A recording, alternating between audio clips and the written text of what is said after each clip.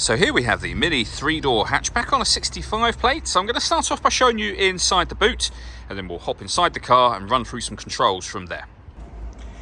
As we approach the back of the car, you can see we have reversing sensors, plenty of boot space as well, along with that 60/40 split folding rear seat so that you can increase this space even further should you wish to do that. And then this tray section can lift from here.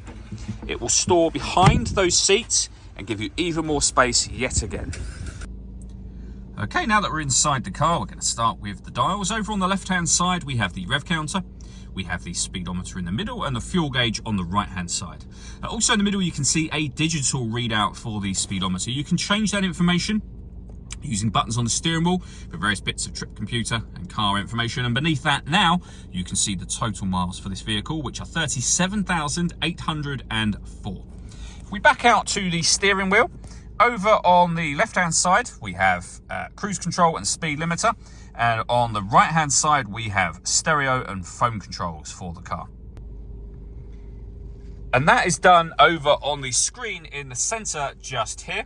You do that under the telephone heading. Enter that section of the menu and then go down to Bluetooth devices and pair it from there. All the movement you see me making on the screen is being done using this dial just here and the collection of buttons that surround it, but you can do virtually everything from the dial. For example, if you want to go into the radio menu, push the dial down. You can rotate it to either FM, AM or DAB radio. We can go back to the main menu and access our own music.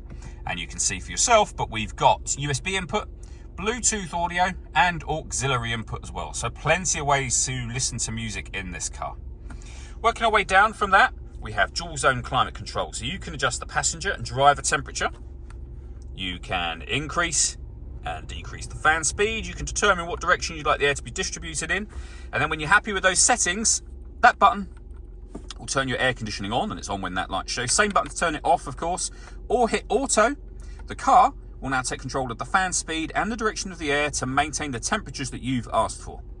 Press auto again, and you'll go back to whatever setting you had it on previously.